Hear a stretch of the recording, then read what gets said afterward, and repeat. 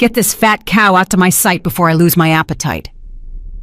Dominic Russo seized Hazel's wrist, mid-pour twisting, until the coffee pot shook in her grip, his ring cutting into her skin, and hurled her sideways into the serving cart with enough force that every glass on it shattered against the marble floor.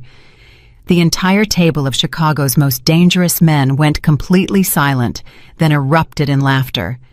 Hazel knelt on that cold floor, bleeding from her palm, picking up every shard of broken glass while Russo stepped deliberately over her hand. Nobody flinched, nobody moved. But one man at the head of that table stopped laughing entirely. If this story already has you hooked, do me a favor right now. Hit that subscribe button, turn on notifications, and drop a comment telling me what city you're watching from.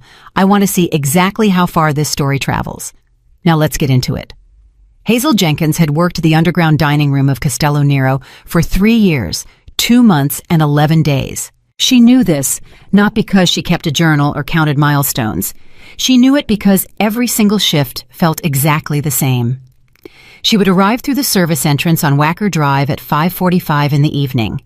She would change into the black uniform that was always a size too small in the shoulders and always a size too large in the waist, because whoever ordered the staff uniforms had never once actually looked at her. She would pin her name tag to the left side of her chest, the little brass rectangle that said Hazel in capital letters, and then she would spend the next 6 hours being completely and utterly invisible. That was not a complaint, that was a survival strategy. Castello Nero was not a normal restaurant. It sat beneath a luxury hotel in the heart of downtown Chicago, accessible only through a private elevator that required a key card, or through the kitchen service corridor that smelled permanently of garlic and bleach.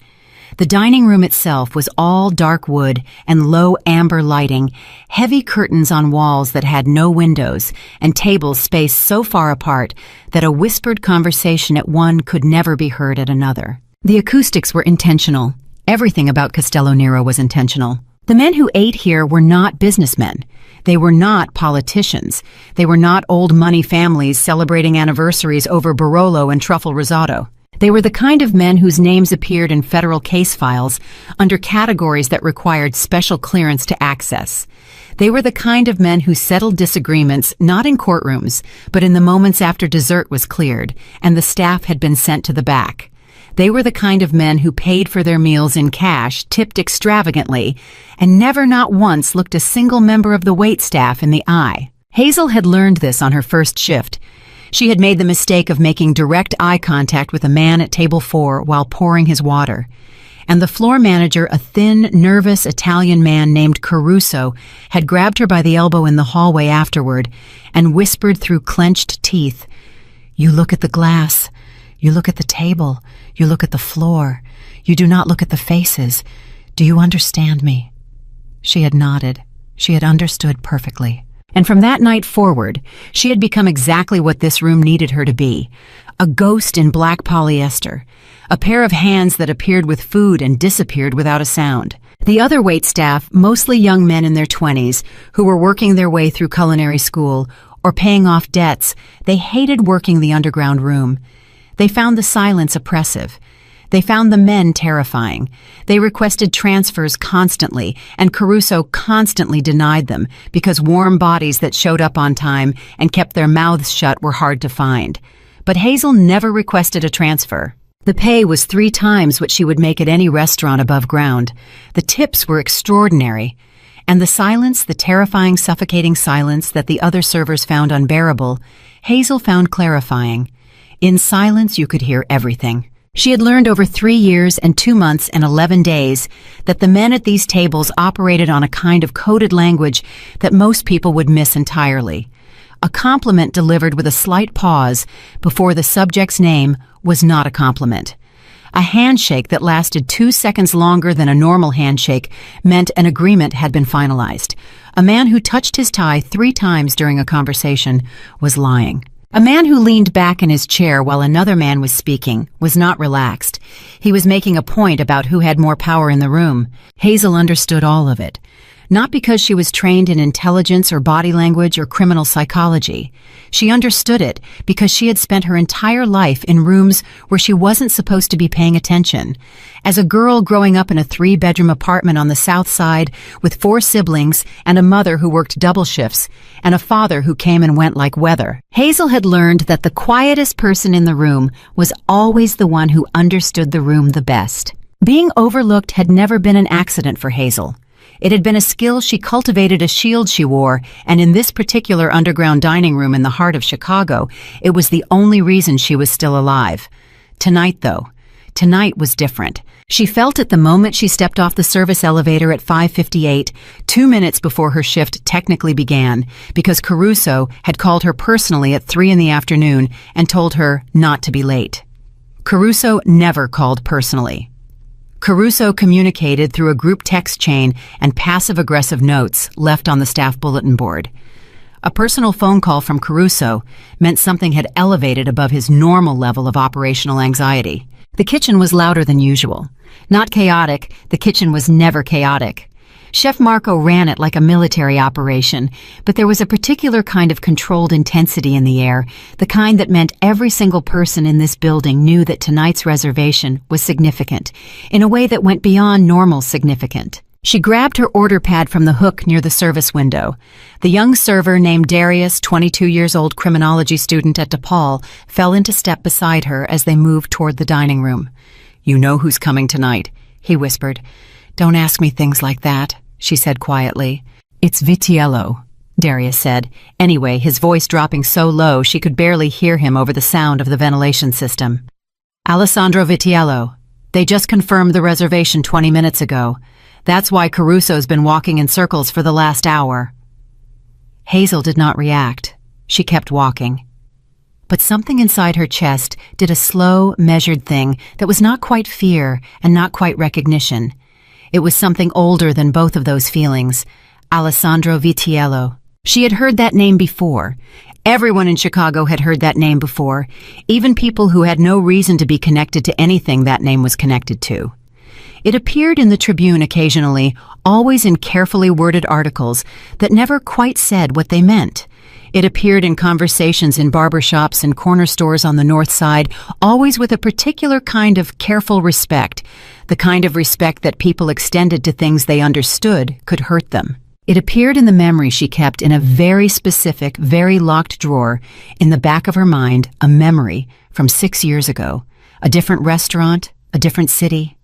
A moment when a stranger had done something for her that no one had asked him to do, and nothing had required him to do, and she had never seen him again. She had never been entirely sure if that stranger and the Alessandro Vitiello of Tribune articles and corner store conversations were the same person. She was about to find out. The dining room was already half full when she entered. The regulars were at their usual tables, the 3 men from the Petrov organization, who always sat near the east wall.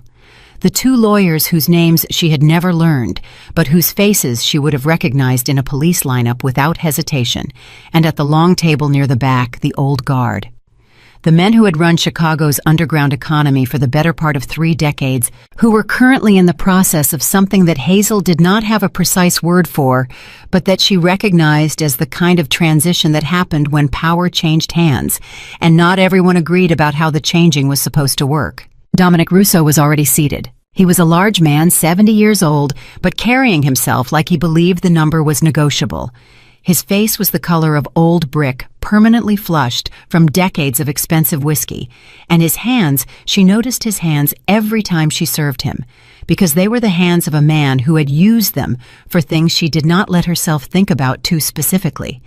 His hands were always restless, tapping, adjusting, moving silverware a 1/4 inch to the left and then a 1/4 inch back to the right. Tonight his hands were completely still. That was new. She moved to table 7 where 2 men in their 40s were finishing appetizers, and she began clearing the small plates with practiced efficiency. Her movements were economical and silent. She was aware of the room the way a naturalist is aware of an ecosystem, not through focused observation, but through a kind of ambient absorption that happened without effort. The elevator opened. The room did not go quiet. The room was already quiet. But there was a quality shift in the silence, the way the air in a building changes when a window is opened somewhere you cannot see, and Hazel felt it in her shoulders before she consciously processed it. Alessandro Vitiello walked into the Castello Nero dining room at 6:17 in the evening, and he walked in the way that men who do not need to announce themselves walk, at a pace that was neither hurried nor deliberately slow, accompanied by two men whose function was obvious and who positioned themselves without instruction in a way that suggested the positioning had been considered long before they arrived. Hazel did not look up from clearing table 7. She was aware of him in the way she was aware of everything in this room, peripherally completely cataloging without appearing to catalog. He was taller than she had expected. Dark suit, no tie, the kind of clothes that were expensive in a way that didn't announce itself. He moved to the head of the long back table, the way water finds the lowest point, not aggressively, simply inevitably, as if the chair at the head of the table had always been waiting for exactly him. Russo stood to greet him. Hazel watched in her peripheral vision the handshake. It lasted 2.5 seconds. She moved toward the service corridor. Jenkins. Caruso materialized at her elbow like a nervous apparition. Table 1 through 6 are yours tonight. Stay in rotation. Do not linger. Do not make eye contact. And for the love of God, do not spill anything. When have I ever spilled anything? She said, not quite a question. Caruso opened his mouth, closed it, and walked away. The next 90 minutes proceeded in the way that the best service always proceeded, invisibly. She moved through the room in her established patterns, delivering bread, removing plates, refilling water glasses to exactly 3/4 full, without being asked anticipating needs before they were expressed. The kitchen sent out courses in precise intervals. Chef Marco's timing was, as always, perfect. At the long back table, the conversation between Alessandro Vitiello and Dominic Russo and the 7 other men arranged around them was conducted in the low measured tones that Hazel had learned to read like music. She caught fragments as she moved through the room. Not words, she was never close enough to catch words directly, and the table acoustics were designed to prevent exactly that. But she caught the rhythms, the patterns, the silences that meant more than the speech. Russo was doing most of the talking. This was normal for Russo. Russo had the personality of a man who equated volume with authority. But tonight there was something different about the quality of his talking. It had a particular kind of smoothness, an oiled, practiced quality, like a machine that had been calibrated specifically for tonight's function. Alessandro listened in a way that looked like patience, but was actually something more precise. His face gave away very little. His hands, she noticed when she was close enough to notice, rested on the table in a way that was completely, unnaturally still. The only time he moved was to lift his water glass or to make a small, economical gesture with 2 fingers that seemed to either confirm or redirect whatever point was being made. At 8:45, she was carrying a tray of empty plates to the kitchen when she passed through the narrow corridor behind the bar, and she saw something. She almost didn't register it. Later, she would think about this, how close she came to simply walking past, how easily it could have happened, how the trajectory of 3 lives, maybe more, turned on a moment of accidental peripheral attention. The bartender's name was Vincent. He had worked Castello Nero for 5 years longer than her.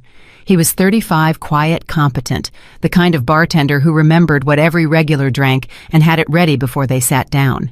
She had always respected him in the abstract, professional way she respected anyone who did their job well without making a show of it. Vincent was standing at the far end of the bar, back 3/4 turned to the room, and a man she recognized as one of Russo's.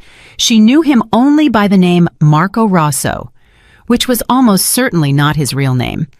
A compact man with a forgettable face, who attended every dinner where Russo attended, was leaning against the bar in a posture that was trying very hard to look casual.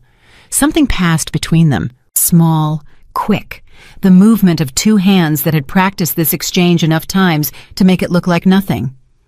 A fold of a cocktail napkin transferred from one palm to another.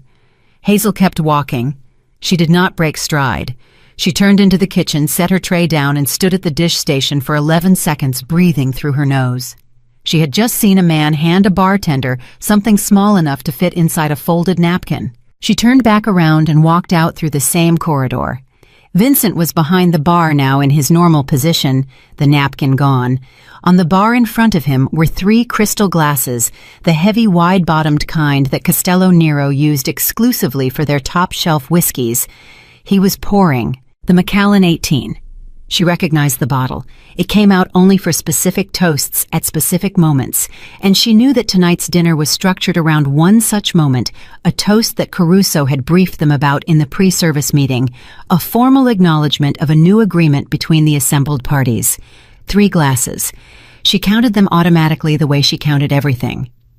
Vincent poured the first glass, then the second, then the third.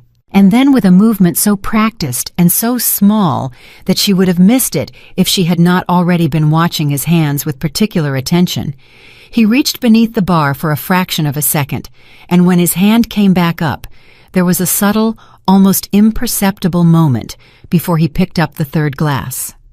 1 glass. He picked up one specific glass and set it fractionally apart from the others on the bar. Hazel understood what she had seen. She stood very still.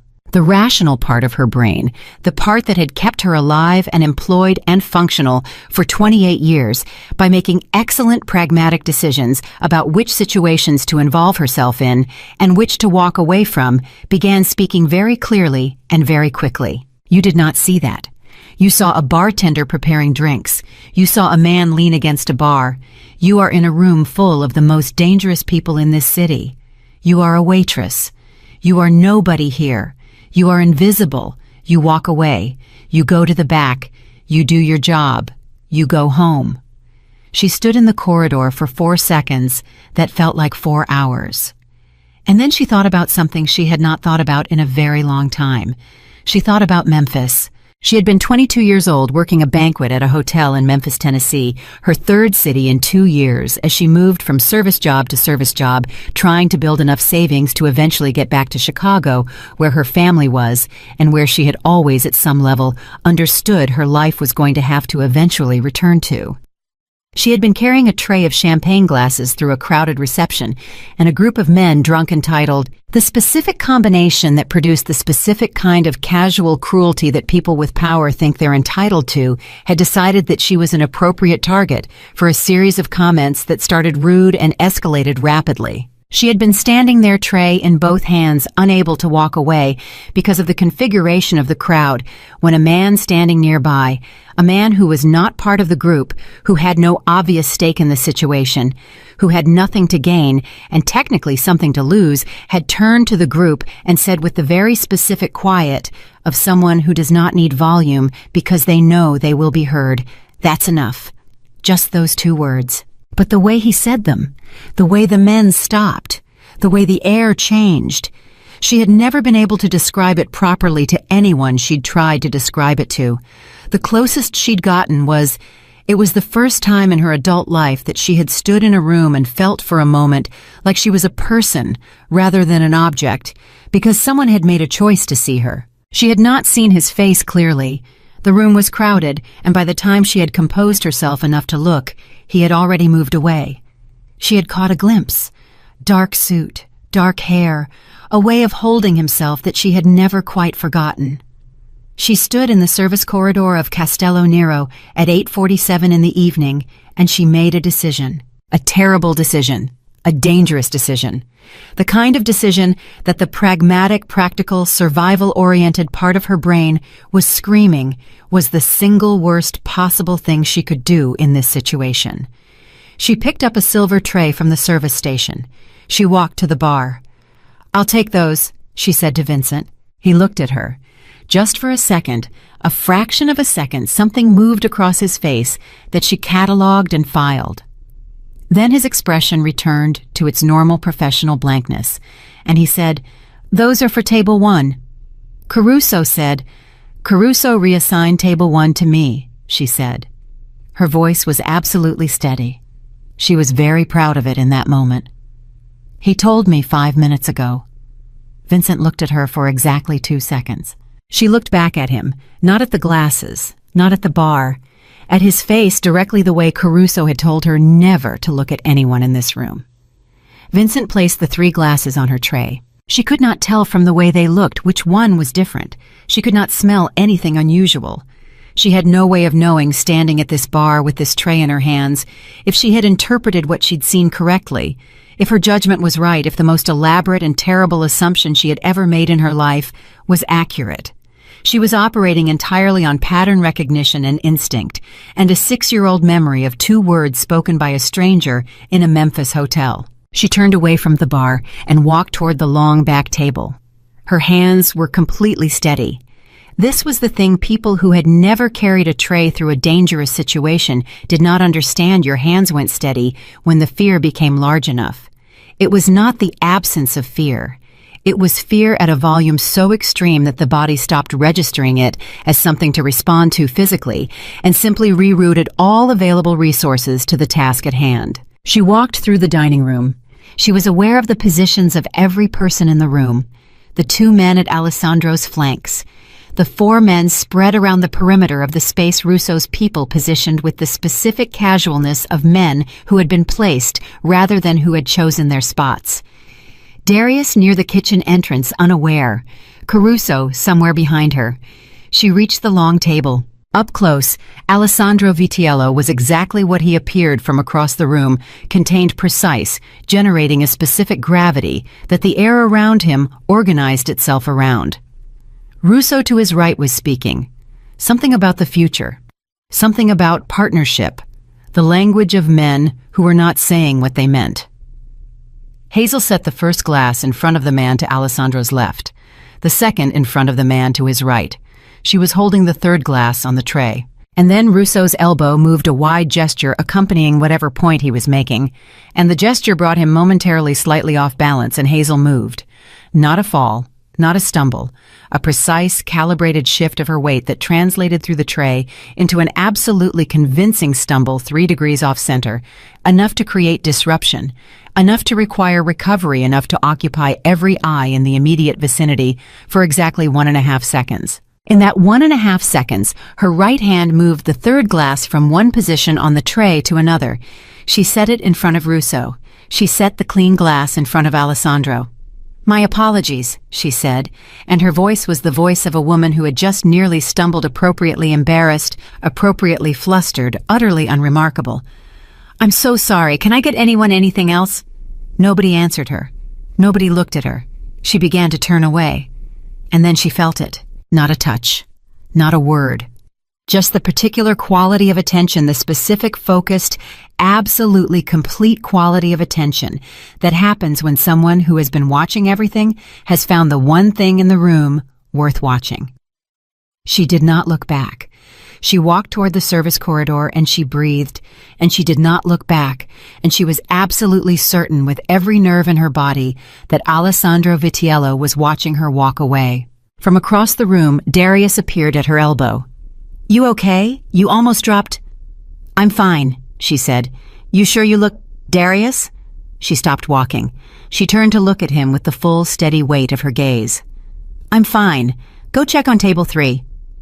He went to table 3. She stood at the entrance to the service corridor, and she listened to the sound of men's voices from the back table, low and formal and smooth, and she listened to her own heartbeat, which was moving at a speed that she was working very hard to pretend was not affecting her, and she waited. The toast was coming. She could feel it in the rhythm of the room, the way a musician can feel a resolution coming before the chord is played. She waited.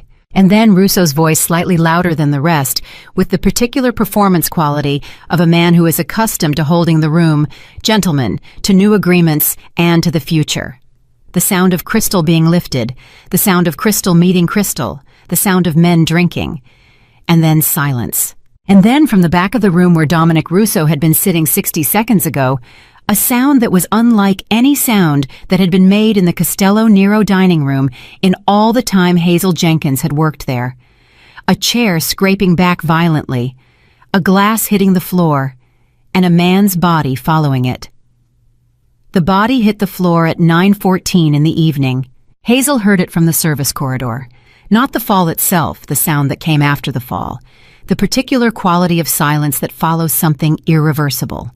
The kind of silence that has weight and texture, and that every person in a room feels simultaneously in the chest before the brain has finished processing what the ears just registered. Then the chaos began. It started with a single voice, one of Russo's men positioned near the east wall, a compact man named Moretti, whose job in the room had been to watch exits, and that voice said one word sharply, and the word was a name, and the name was Russo, and the way he said it told Hazel everything she needed to know about whether what she had done had worked. She pressed her back against the corridor wall. Her palm, still lightly cut from the earlier confrontation, was pressed flat against the cold surface behind her. She focused on that pressure, the physical sensation of something real and solid at her back. In the dining room, the silence broke all at once. Chairs scraped, men's voices collided. She heard Caruso somewhere, his particular high-stressed pitch cutting through everything else, saying something about a doctor, about calling someone, and then being immediately overridden by a voice she did not recognize telling him with absolute finality to put the phone down. She breathed, in, out. In, out. Darius appeared at the other end of the corridor, his face the color of old paper. He was 22 years old and studying criminology at DePaul University, and he had probably read about situations like this in textbooks, and now he was living inside one, and his body did not know what to do with the distance between those two things. His mouth opened. Hazel shook her head once sharply. He closed his mouth. She pointed toward the far end of the corridor, away from the dining room. Darius looked at her, looked at the direction she was pointing, looked back at her. She pointed again more firmly. He went. She stayed. She stayed because leaving felt wrong in a way she could not have articulated precisely, but that she trusted completely. She had spent 3 years developing a specific, finely calibrated instinct for this room, and that instinct was telling her that walking away right now in the next 60 seconds would be the single most dangerous thing she could do. Invisible people don't run. Running makes you visible. From the dining room, she heard the voice she had been listening for without knowing she was listening for it. Alessandro Viciello's voice was not loud. It did not need to be. It had the specific quality of a sound that a room organizes itself around, not because the sound is aggressive, but because it carries the particular authority of someone who has never once in their life needed to repeat themselves. Everyone sit down. 2 seconds of resistant shuffling. I said sit down. The shuffling stopped. Moretti, check his pulse. Do it now, not in 5 seconds. Now. The sound of a man moving quickly across the room. A pause. Then Moretti's voice lower, and Hazel had to strain to hear it. He's gone, boss. A silence that lasted exactly 3 seconds. Caruso. Alessandro's voice unchanged in quality, unchanged in temperature.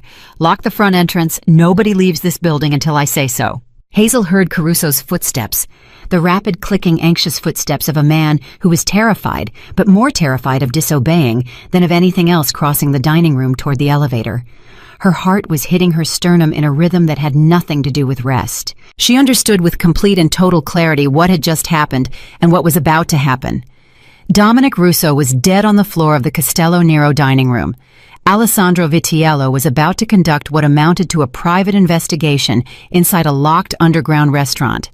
Every person in the building was about to be examined with a level of scrutiny that Hazel Jenkins, standing in a service corridor with the knowledge of what she had done sitting inside her chest like a lit match, was singularly unqualified to survive. Unless she was exactly what she had always been in this room.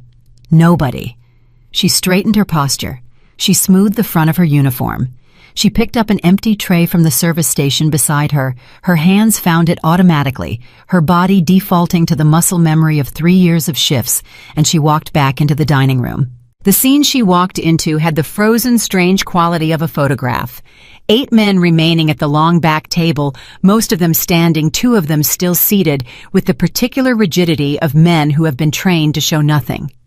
Russo's body was on the floor beside his chair, the overturned glass beside him, the spilled Macallan spreading dark across the white tablecloth that had fallen with him. Moretti was crouched near the body. 2 of Alessandro's men had moved to positions near the perimeter of the room that were not accidental, and Alessandro Vitiello was standing at the head of the table, and he was looking directly at Hazel, Not at the body, not at his men, not at the room, at her. She did not stop walking. She moved to the nearest unoccupied table and began clearing glasses with the steady automatic efficiency that had taken her 3 years to develop, the efficiency of someone who has learned to make their movements look like they require no thought, because thought draws attention, and attention is dangerous. She cleared 2 glasses. Stop. She stopped. The room heard the word and went very still. Hazel set the glasses down carefully on her tray and looked up, because not looking up when Alessandro Vitiello said, "Stop" would itself be a kind of decision. He was still looking at her, up close in the full weight of his direct attention, rather than the peripheral awareness she had been managing all evening. Alessandro Vitiello was something she had not fully anticipated, not the coldness she had expected. The coldness, the reputation had prepared her for the coldness. What she had not expected was the precision. The quality of his attention was not aggressive. It was surgical. It was the attention of someone who was not looking at the surface of a thing, but through it. And what she felt under that attention was the specific disorienting sensation of being actually seen by someone for the first time in 3 years, of being invisible in this room. "Come here," he said. She came. She walked to within 4 feet of him and stopped. Up close, she could see that his glass, the glass she had placed in front of him, was still more than half full. He had not drunk much. She filed this information in the part of her mind that filed everything automatically without deciding to. He looked at her for a long moment without speaking. Around them, the room held its breath. "What's your name?" he said. "Hazel?" she said. "Hazel Jenkins." "How long have you worked here, Hazel Jenkins?" 3 years, she said. 2 months. Something moved in his expression. Not much. Enough. 3 years, he repeated very quietly, as if the number meant something specific to him that it did not mean to anyone else in the room. "Yes, sir." Another silence. Then, "Where were you when Mr. Russo collapsed?" "The service corridor," she said. "I had just returned from delivering the drinks to this table." "Delivered by you." "Delivered by me." He held her gaze for exactly 5 seconds. She counted them. 5 seconds of being looked at by Alessandro Vitiello with the full, unfiltered weight of whatever was happening behind those eyes was approximately 5 seconds more than most people in this room had ever been able to sustain, and she held it because she had spent 28 years learning how to hold things. Then he said, "Ferretti." Ferretti straightened from his crouch beside the body and came to Alessandro's side. He was compact, dark-eyed, 40 years old, and he looked at Hazel the way a man looks at a problem he hasn't categorized yet. "The bartender," Alessandro said. "Vincent, bring him." Ferretti went to the bar. Hazel did not react. She kept her eyes on Alessandro's face, kept her expression at the specific level of calm that a professional in a service role maintains when a situation around them is abnormal, but their job requires them to remain functional. Vincent came from behind the bar with Ferretti's hand on his shoulder, not gripping, not violent, but communicating clearly. He stopped 6 feet from where Hazel stood. She did not look at him directly. She was aware of him the way she was aware of everything. Alessandro looked between them. "The Macallan," he said. "Who poured it?" "I did," Vincent said. His voice was steady. He was good. He had practiced this or something like it. "Standard pour. Same bottle we use for—" "Who told you to use that bottle tonight?" A pause. 1 second, which was 1 second too long. "Mr. Caruso always selects the bottle for formal—" "That's not what I asked you." Vincent's jaw tightened. "Mr. Russo's office called this afternoon.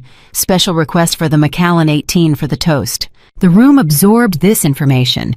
Hazel absorbed it. Alessandro let it sit in the air for a moment, the way a man lets something sit when he already knew it, and is now simply establishing that everyone else knows it too. "Russo's office," Alessandro said. "Yes."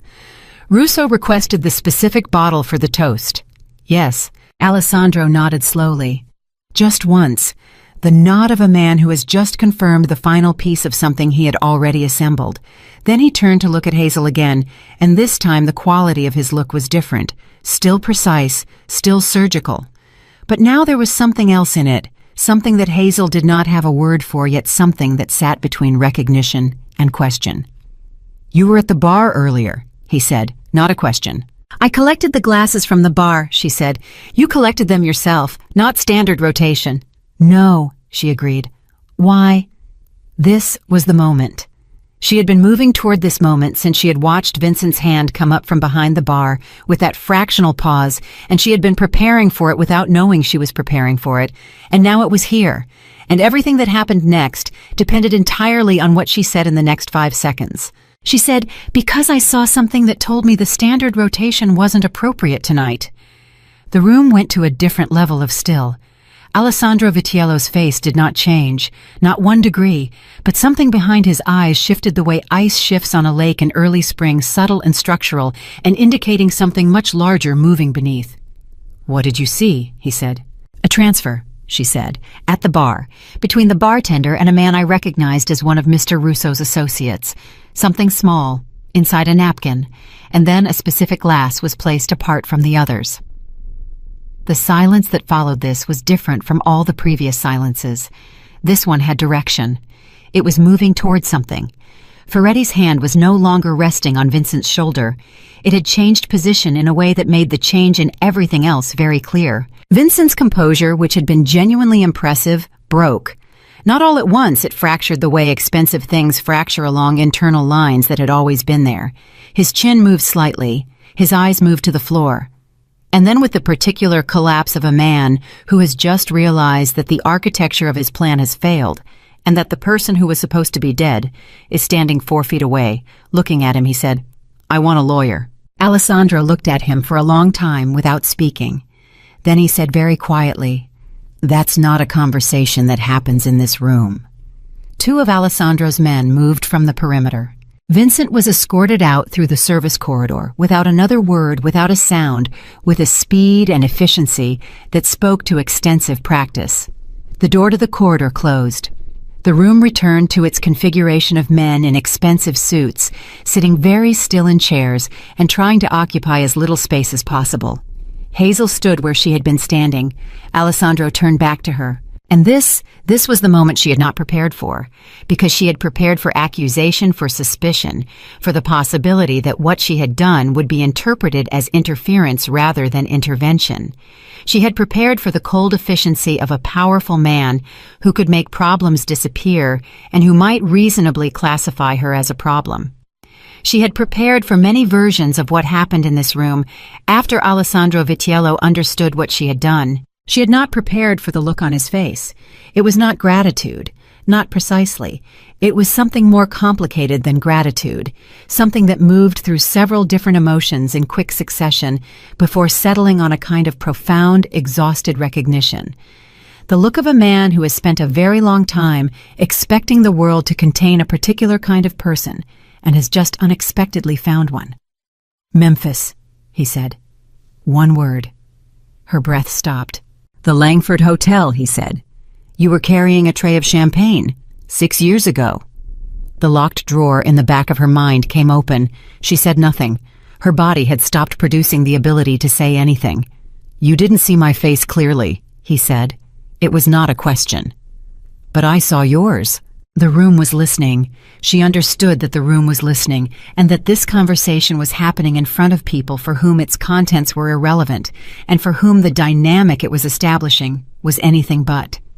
She understood all of this, and she could not make herself care about any of it, because Alessandro Vitiello was standing in front of her, telling her that he remembered Memphis, and the thing she had carried in a locked drawer for 6 years, the uncertainty about whether that moment had been real, whether the man had been real, whether anyone had actually seen her, or whether she had imagined it, the way lonely people sometimes imagined being seen, was resolved. It had been real. He had been real. And he had remembered. "You changed the glass," he said. Quiet. Completely quiet. Just between them, though, it was not just between them, and both of them knew it. "You saw what was going to happen, and you changed the glass." She found her voice somewhere. "Yes." "Why?" She looked at him. She thought about giving him a practical answer. She had several available. They would have been accurate. They would have been reasonable. They would have been the kind of answer that a professional gives when they need to explain an action that went beyond their job description. Instead, she told him the truth. "Because you said enough," she said. "In Memphis. You said enough, and you walked away, and I never forgot it." The dining room of Castello Nero Underground, Chicago, 9:31 in the evening, was completely and absolutely silent. Alessandro Vitiello looked at Hazel Jenkins for a long time, long enough that Moretti, returning from wherever he had been, stopped in the doorway of the service corridor and assessed the room and made a decision to stay where he was without being told. Then Alessandro did something she had not seen him do once in the entire evening. He sat down, not at the head of the long table, at the nearest chair. Sat down the way a man sits when something has happened inside him that requires a moment of physical adjustment, and he rested both forearms on the table, and he looked down at his hands, and then he looked back up at her. "Sit down, Hazel Jenkins," he said. Around the table, every remaining man shifted the instinctive, uncomfortable shifting of men who are watching something they do not have a category for. She sat. Not across from him, the chair was to his left. Not the power position, not a position that made any kind of statement. She simply sat tray still, in her hands uniform slightly crooked from the evening's various stresses, palms still carrying the thin memory of broken glass. He looked at the tray. "You can put that down." She put it on the table. Moretti had moved into the room now and was standing to Alessandro's right, and the other men at the table had resolved their discomfort into a watchful, cautious attention that recognized that something significant was being established without being able to name precisely what. "Tell me exactly what you saw," Alessandro said. "From the beginning, everything." So she told him. She told him about the corridor behind the bar, the napkin, the specific positioning of Vincent's hands, the glass set fractionally apart. She told it clearly chronologically without embellishment, the way she had always processed information with the economy of someone who had learned early that adding extra words to things often caused people to believe you less rather than more. He listened. He did not interrupt. He did not react visibly. He listened the way she had watched him listen all evening, with the complete, focused architectural attention of someone who was not just hearing words, but building something from them. When she finished, he was quiet for a moment. Then he said, "The glass you switched it to. Where did it come from?" "Clean stock," she said. "I picked it up from the service station on the way to the table. I replaced it on the tray before I delivered." "And the original glass, the one you removed. Where is it?" She paused. This was the part she had not figured out. She had managed the exchange at the table with surgical precision, but she had been operating on adrenaline and instinct, and she had not fully thought through what came after. The glass, the original third glass, the one with whatever Vincent had placed in it, was still on her tray. She had set the tray on the table 30 seconds ago. She looked at the tray. Alessandro looked at the tray. "Don't touch it," he said immediately to the room in general. Then to Moretti, "Get something to secure that." Moretti moved. Alessandro looked back at Hazel. In his eyes was the specific layered look of a man who is running several calculations simultaneously and who has just received a result that changes the output of all of them at once. "You understand," he said slowly, "what you just did tonight." "I understand some of it," she said honestly. "Russo had enough support in this room to make my position complicated if I died tonight the way he planned. The men at this table would have fractured, half to Russo's successor, half to chaos. The war that's been building for 18 months would have ignited tonight." He paused. Instead, the man who planned it died at his own table in front of his own allies, with evidence of the plot in the glass beside him. She absorbed this. "You didn't just save my life," he said. "You ended a war before it started." She looked at him.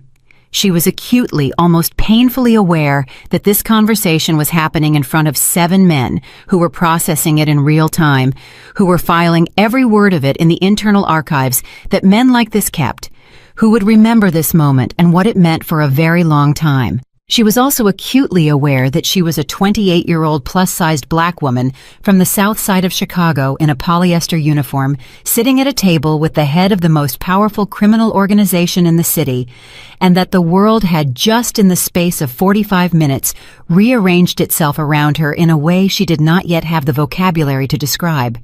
She said the only thing that felt true, "I just didn't want to watch someone die." Alessandro Vitiello looked at her for a long time after that, and then very quietly, so quietly that only she could hear it, he said, "Neither did I, 6 years ago, in Memphis." Her throat tightened. Outside the locked dining room of Castello Nero, Chicago, continued its normal September evening. Traffic on Wacker Drive. The elevated train on the loop. Millions of people living their lives in the ordinary, uncomplicated way that people live when they are not in rooms where history is being made. Inside, Hazel Jenkins sat at a table with a Mafia boss who remembered her face and understood with a certainty that settled into her bones like cold water that whatever her life had been before 9:14 this evening, it was not going to be that anymore. The only question that remained was what it was going to be instead. And that question was answered 40 seconds later when Ferretti returned from the corridor and leaned down to say something low and urgent into Alessandro's ear. And Alessandro's expression changed in a way she had not seen it change all evening, a new tension, a different calculation. And he straightened and looked at the room and said clearly and with the finality of a man delivering an ending, "The bartender talked. The order didn't come from Russo's office." He let the pause breathe. Let it fill the room. Let every man at the table understand what was coming before it arrived. It came from inside this table. 7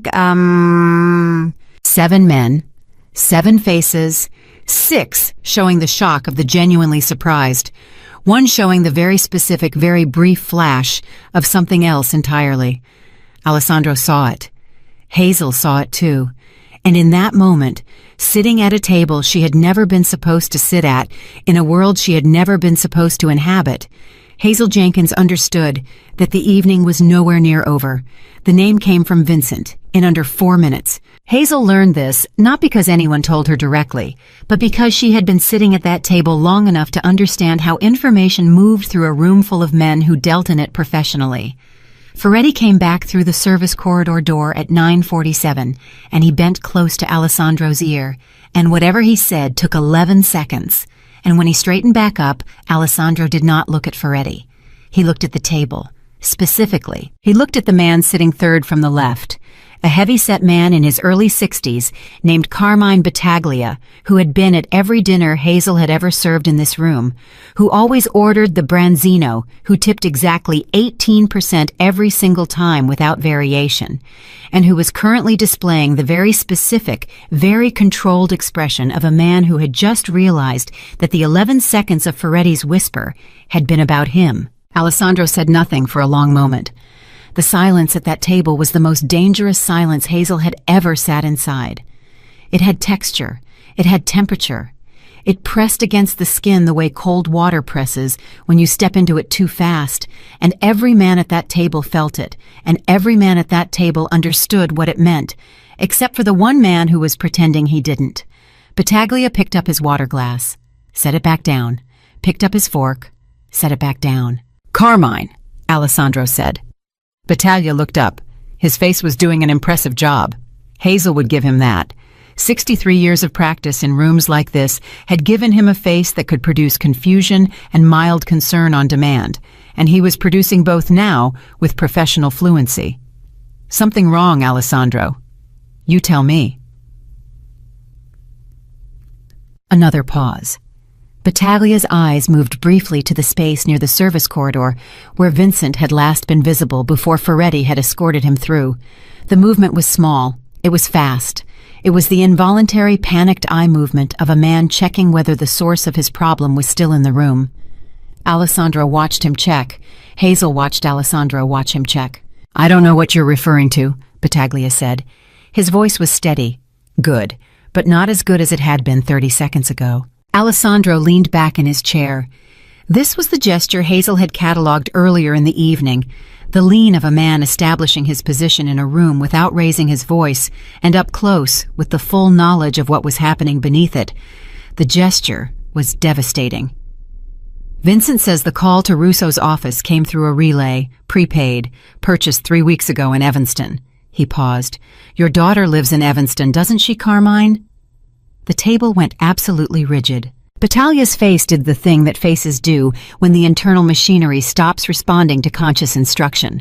It did not collapse entirely. He was too experienced for full collapse, but it shifted, fractured along the lines that Alessandro's precision had just located. And what came through those fractures was not guilt exactly. It was the particular hollow expression of a man who has been caught not in the act but in the architecture, the planning, the weeks of careful construction, and who understands that the building has just come down on top of him. "I want to be very clear," Battaglia said, and his voice had changed, the steadiness replaced by something that was working too hard at steadiness and therefore was not steady at all, "that I had nothing to do with—" "Stop!" Alessandro's voice did not rise. It never rose. But it cut through Battaglia's sentence as cleanly as a blade through water, and Battaglia stopped. "Don't do that. Don't sit at this table and do that. You've been here too long for that." A long, terrible silence. Then Battaglia put his fork down. He put both hands flat on the table. He straightened his spine. And something shifted in his face, not to honesty exactly, but to something adjacent to it, something that recognized that performance had become structurally impossible, and that the only remaining option was a different kind of strategy. "Russo approached me 14 months ago," he said. His voice was flat now, stripped of texture, the voice of a man giving a deposition. He had numbers, projections. He made an argument that the transition of power was going to cost us all significantly in the short term, and that a different transition would be more stable for everyone. "Everyone," Alessandro repeated. "For the organization." "You mean for Russo?" Battaglia's jaw tightened. "I was protecting my position." "By killing mine." The word killing sat in the air above the table. Nobody moved around it. Nobody reached to soften it or redirect it. It sat there in the amber light of the Castello Nero dining room, and it was accurate, and everyone knew it was accurate, and that accuracy made the air almost too thick to breathe. "I have been at this table for 22 years, Battaglia said, and for the first time all evening his voice carried something genuine, something old and tired and almost human. 22 years, and you walk in here at 40 years old and they hand you everything like it's what?" Alessandro said. Quietly, "Like it was earned because it was Carmine. The same way you earned your 22 years. The same way everyone at this table earned their chair." He paused. "The difference is that none of them tried to poison mine." Battaglia looked at him. The performance was completely gone now. What was left underneath it was just a man.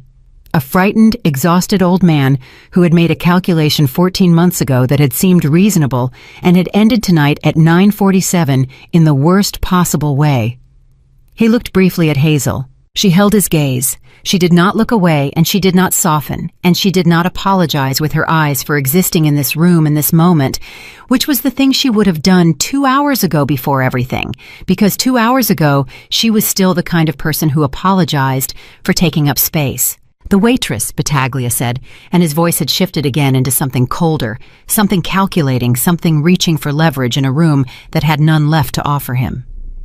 "This is on the word of a waitress.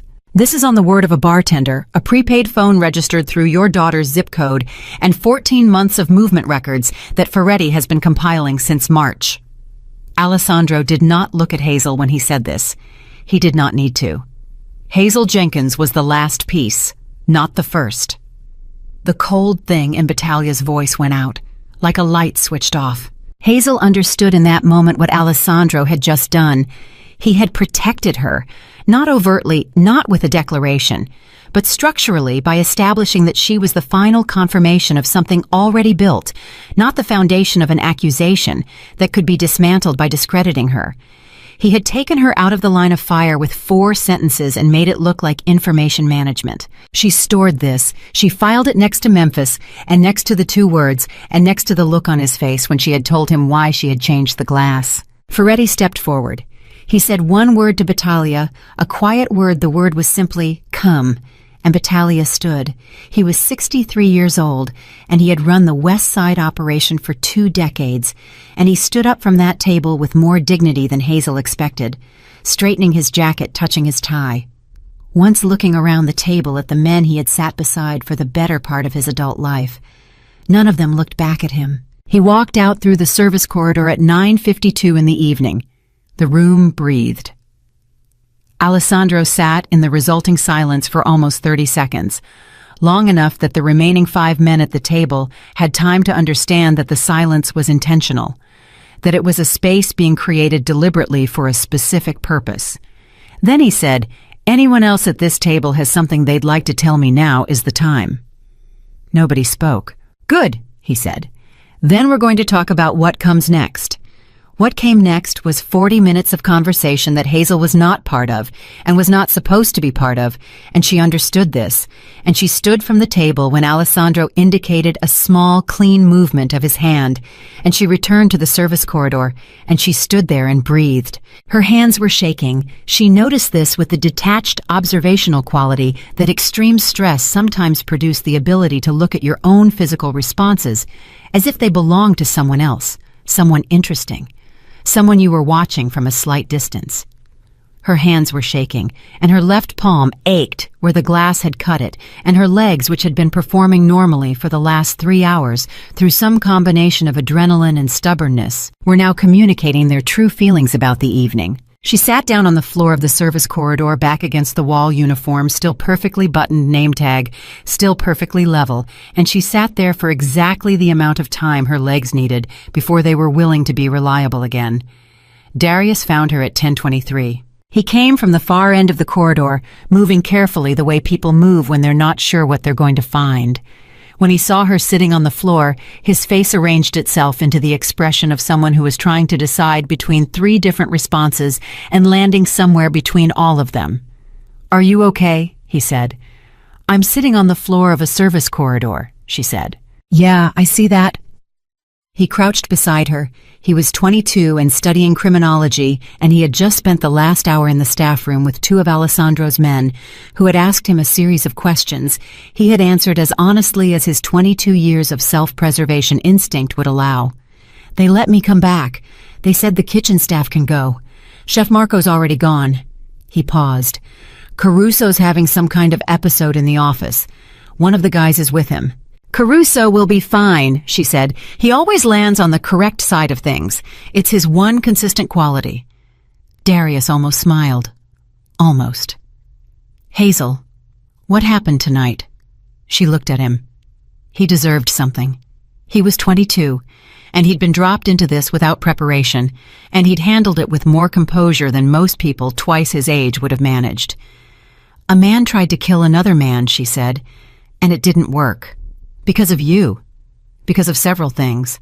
"Hazel, Darius," she looked at him steadily. "Go home. Study your criminology. Don't talk about tonight with anyone.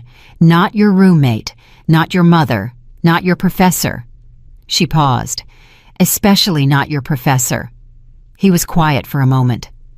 "Are you going to be okay?" She considered this question with genuine attention, which was more than the question usually received from her. "I think so," she said. "I genuinely don't know what okay looks like from here, but I think so." He nodded. He stood up. He looked at her one more time, a young man's look open, and a little frightened and trying hard not to be, and then he walked to the far end of the corridor and was gone. She got back on her feet at 10:31. She went to the sink in the corridor, ran cold water over her left palm, pressed a clean cloth against it. The cut was minor. It looked dramatic the way minor cuts on hands always look dramatic, but it was minor.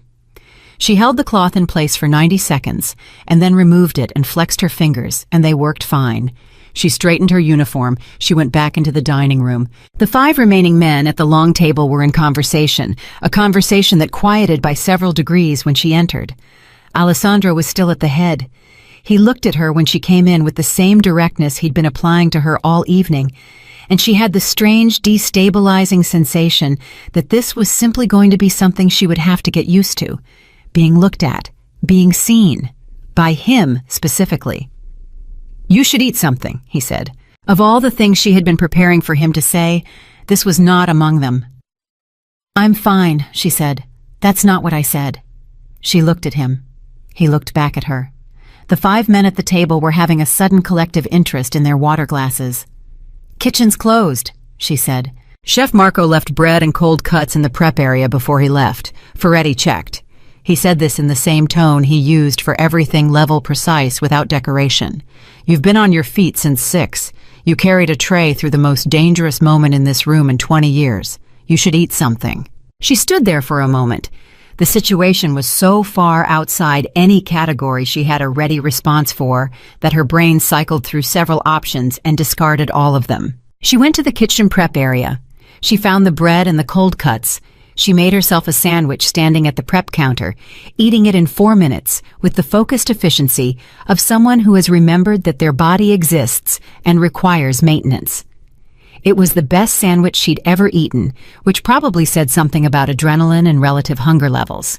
She came back out at 10:44. The configuration of the room had changed. The 5 men at the table were now 3, and those 3 were in low conversation with each other that had the quality of conversation among people who are processing something significant and doing it collectively, because the alternative is doing it alone, which is worse. Moretti was near the elevator, and Alessandro was standing at the bar. Not drinking, just standing there, looking at the bar surface the way you look at something when you're not actually looking at it, when your eyes need somewhere to rest while your mind is somewhere else entirely. She crossed the room and stood beside him. Not close. 3 feet of space between them, the professional distance she had maintained for 3 years, which felt both entirely appropriate and entirely absurd given the last 4 hours. He didn't look at her when she arrived. He kept looking at the bar surface. But he said Russo's successor will make a move within 72 hours, probably less. "I know," she said. He looked at her then, a flicker of something not quite surprise, but adjacent. 3 years in this room, she said simply. He nodded slowly. "The organization is going to fracture along the line between Russo's people and mine. There are 7 locations in the city where that fracture will express itself first." He paused. "I have 48 hours to make 48 decisions correctly." She wasn't entirely sure why he was telling her this. She filed the uncertainty alongside everything else. "What I'm less certain about," he continued, and his voice changed, shifted down. A register became something less operational and more private, "is what to do about you." "I go home," she said. "I come back for my next shift. If there is a next shift." "There is." He said it without hesitation. "But that's not what I mean." The 3 men at the table were not looking at them. They were trying very hard not to look at them, which meant they were paying close attention. "What do you mean?" she asked. He turned to face her fully, up close with 4 hours of accumulated knowledge of who this man was and how he operated. The full weight of his direct attention was something she had to consciously stabilize herself against. Not because it was threatening, because it wasn't. Because it was the specific weight of being taken seriously by someone who understood the value of the thing they were taking seriously. And she had been a very long time without that particular weight. And her body didn't quite know how to stand under it yet. "You saw what trained people missed," he said. "You moved in a room full of the most dangerous men in this city, and you moved without panic, without error, with a level of precision that most people I employ professionally cannot match." He paused. "And you did it to protect someone you didn't know you knew, on the basis of 2 words 6 years ago in a hotel in Memphis." She held his gaze. "That tells me something about who you are," he said. "It tells you I have a long memory," she said. "It tells me you have the specific kind of courage," he said. "The kind that operates without audience, without reward, without any reasonable expectation of surviving the choice." He paused again. "That's the rarest kind." The room was very quiet. Outside Chicago continued. Inside time had taken on the particular distorted quality it takes when the world is rearranging itself around a moment. "I'm a waitress," she said, not defensively, not apologetically, just accurately. "You were a waitress," he said. The correction was quiet, absolute, final in the way that only simple true things are final. She looked at him. "What does that mean exactly in practical terms?" He almost smiled. Not quite, but almost, and in the geography of Alessandro Vitiello's face, almost was significant. "It means you don't go home tonight and come back for your next shift and pretend this evening was a shift." "Then what do I do?" "Tonight you stay. Ferretti has a car outside. There's a residence on the North Shore where my people are secure while the city settles. You stay there until I understand the full shape of what's about to happen." He looked at her steadily. "After that, we have a conversation about what your skills are actually worth in a context designed to use them." She stood very still, processing. The way she always processed completely without rushing, taking the actual dimensions of a thing rather than her initial impression of them. "You're offering me a job," she said. "I'm offering you something better than a job," he said. "I'm offering you a position. There's a difference." "What's the difference?" "A job," he said, "is something you can lose. A position is something you hold. In my world, the distinction matters considerably." She was quiet for a moment. Then she said, "And if I say no, if I say I want to go home and come back for my next shift and go back to being invisible?" Something moved through his expression. Not anger, nothing close to anger. Something much older than anger, something that had been in his face all evening in the spaces between his words, and that she was only now identifying clearly. It was the expression of a man who understood loss, who had cataloged it, metabolized it, learned to function alongside it, and who was in this particular moment, very specifically unwilling to add to the catalog. "Then I have a car take you home," he said. "And I double your security detail on the building, and I wait." "Wait for what?" "For you to realize that invisible isn't safety," he said. "It never was. It was just the best option you had at the time." He looked at her with that surgical seeing-through precision. "You have better options now."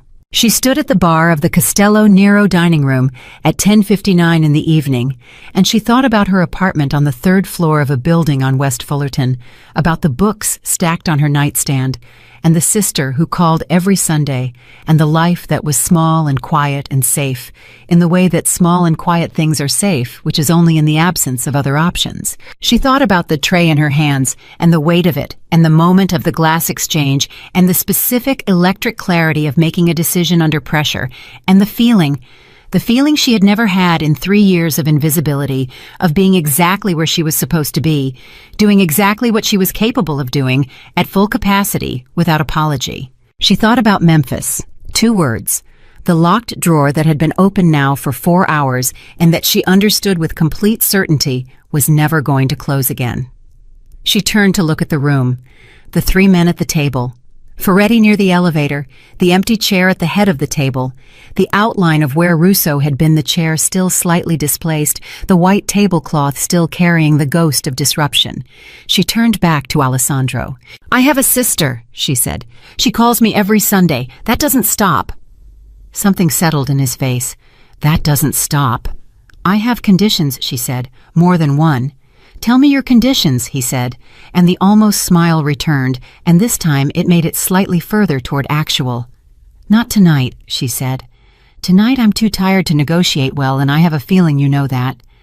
He looked at her for a moment. Then he said, "Fair." She nodded. She looked down at her name tag, the small brass rectangle with Hazel in capital letters that she had pinned to her uniform at 5:45 that evening in the changing room in the life she had been living before 9:14, changed everything. She reached up and unpinned it, held it in her palm for a moment, the metal warm from hours against her chest. She set it on the bar. She looked at Alessandro Vitiello, and he looked back at her, and in the space between them was the specific charged silence of 2 people who have survived something together and who understand without needing to say it that the surviving has bound them in ways that neither of them fully has language for yet. "All right," she said. Just that. 1 word. It was enough. From across the room, Ferretti straightened and moved toward the elevator. The 3 men at the table stood understanding without instruction that the evening's final arrangement had been reached. The mechanisms of Alessandro's world, efficient and practiced, began organizing themselves around the new configuration. And Hazel Jenkins stood at the bar of the Castello Nero and felt for the first time in a very long time the sensation of being in exactly the right place at exactly the right moment, not because someone had put her there, but because every choice she had ever made, every room she had been invisible in, every tray she had carried, every whispered conversation she had absorbed, had brought her to this bar, to this evening, to this specific and irreversible yes. The elevator opened. Ferretti held it. She walked toward it, and she was not invisible, and she did not look at the floor. The car was a black Escalade with tinted windows and a driver who did not speak, which Hazel appreciated more than she would have been able to explain to anyone who had not just spent 5 hours in a room full of men who never stopped talking underneath their silence. Moretti sat in the front. She sat in the back. The city moved past the windows at 11:17 in the evening. Chicago doing what Chicago always did, existing loudly, indifferently, with the specific energy of a city that does not pause for individual catastrophes, because individual catastrophes are simply part of its operating rhythm. She watched the lights. Her phone had 4 missed calls, 3 from her sister Renee, 1 from a number she didn't recognize. She stared at Renee's name on the screen for a long moment. Renee called on Sundays. Tonight was Thursday. 3 missed calls on a Thursday night from Renee meant Renee had felt something, the way she always felt things. Renee had a specific, infuriating, completely reliable antenna for when Hazel was in a situation that required sisterly intervention. And apparently that antenna had been active tonight. She texted, "I'm okay, call you tomorrow, don't worry." She put the phone face down on the seat beside her. She did not sleep. She was not capable of sleep. Her brain was running at a speed that sleep could not interrupt, processing, cataloging, filing, building the architecture of what tonight meant in terms she could actually use going forward. This was how she had always handled things that were too large to process emotionally in real time. She turned them into information. She organized the information.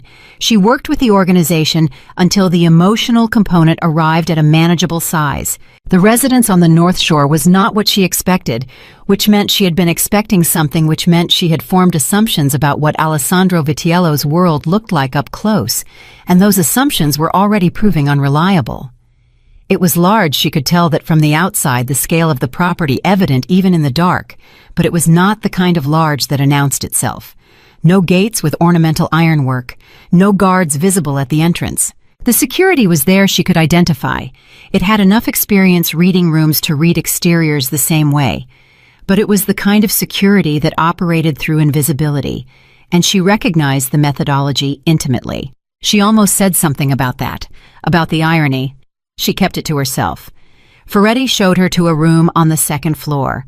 Clean, quiet, well-furnished in the particular way of rooms that are maintained for use rather than display.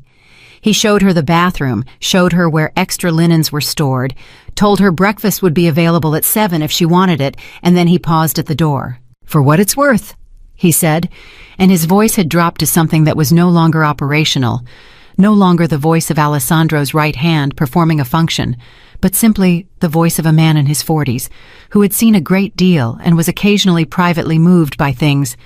"What you did tonight. I've been in this work for 18 years. I've never seen anything like it." She looked at him. "You've never seen someone switch a glass before." "I've never seen someone switch a glass for a reason like that," he said. "Most people in your position would have walked past, would have told themselves it wasn't their problem, would have gone home and never thought about it again." "Most people," she said carefully, "haven't been invisible long enough to know what it costs."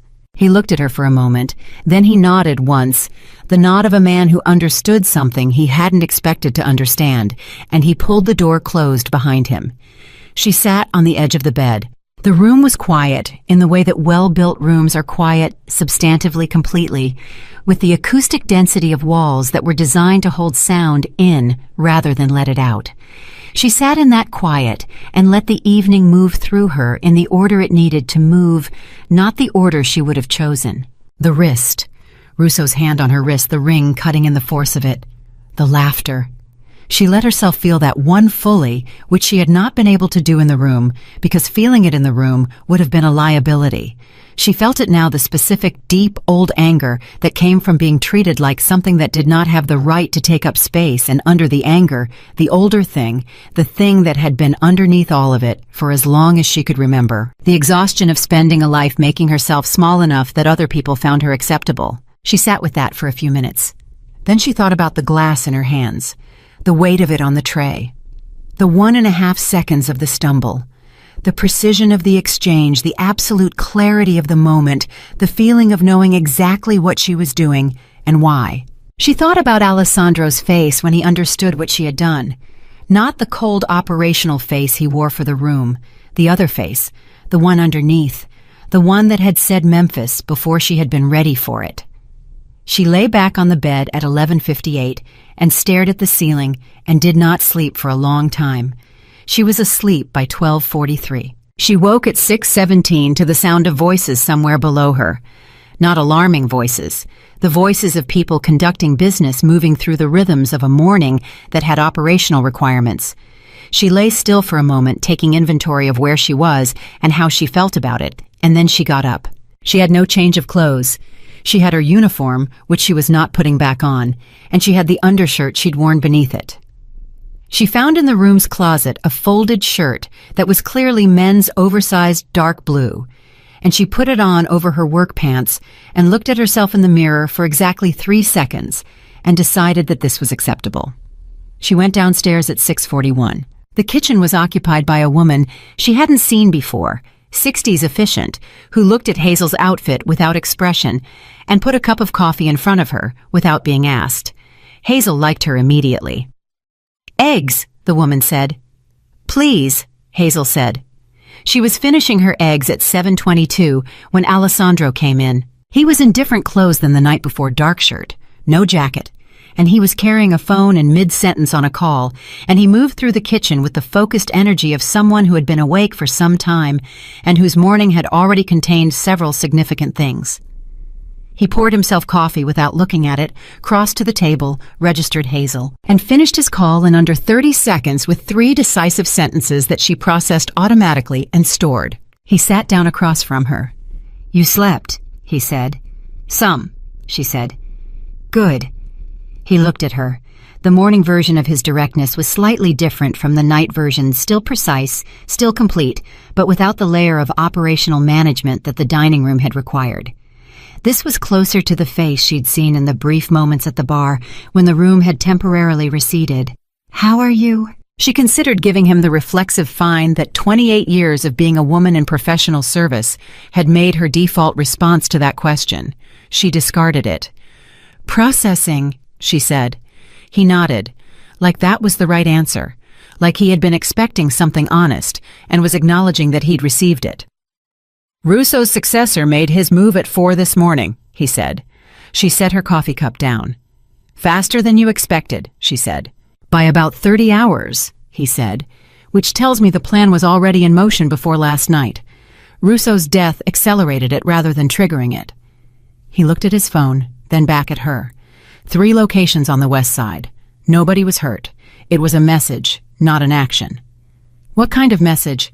"The kind that says we know Russo's plan failed, but we're proceeding anyway. We have enough to move forward without him." He paused. "It's a bluff. A well-constructed one, but a bluff."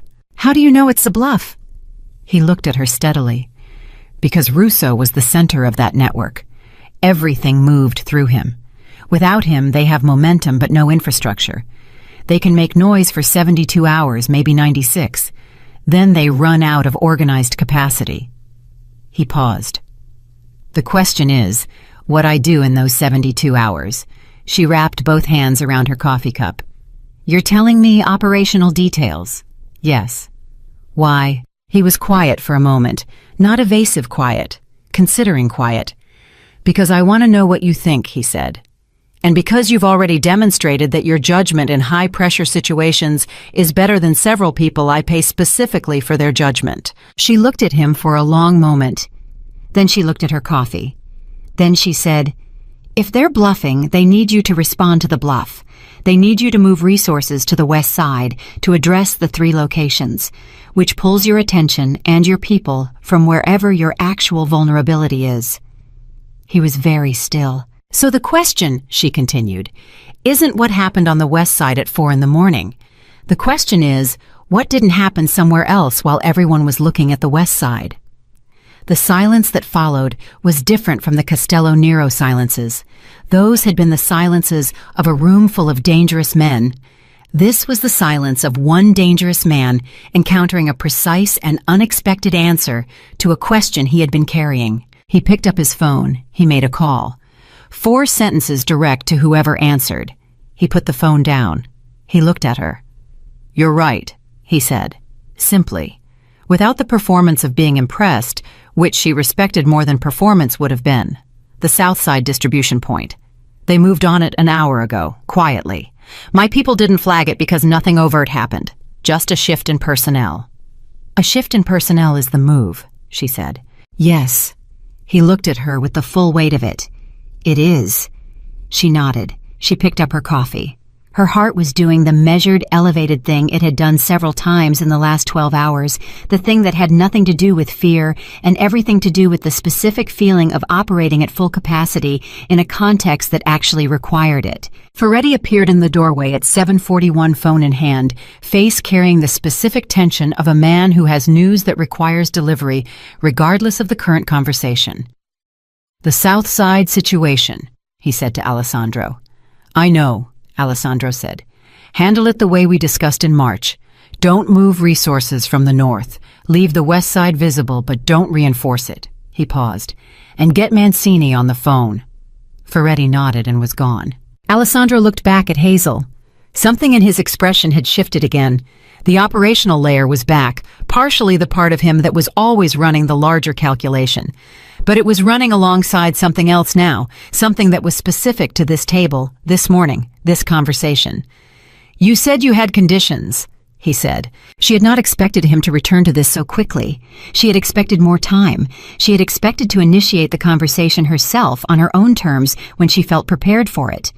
She recognized sitting at this table in a borrowed shirt with her eggs half-eaten and the morning barely started that Alessandro Vitiello operated on a schedule that did not wait for preparation.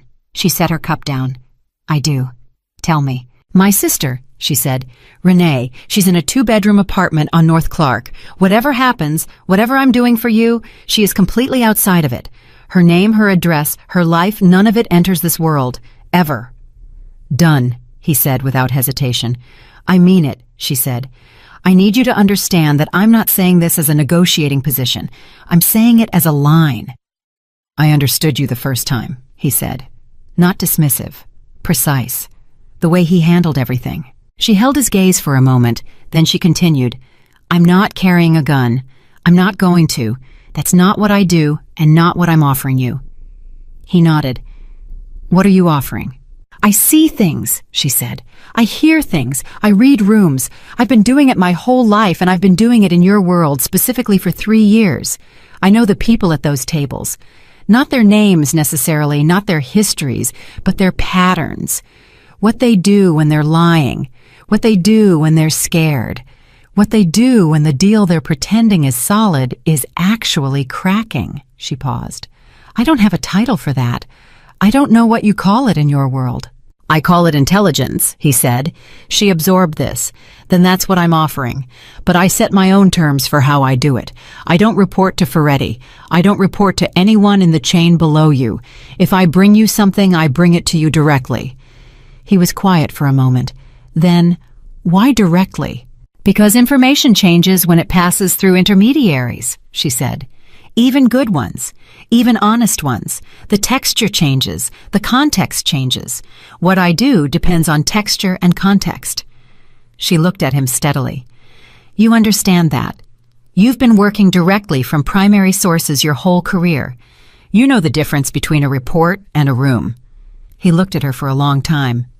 "Yes," he said. "And I want to know things," she said. "Not everything, not operational details that would put me in a position I can't function in safely. But I don't operate blind. Blind got me 3 years of carrying trays in a room where I could have been useful, and wasn't because I didn't know enough to know when useful was possible." He leaned back slightly in his chair.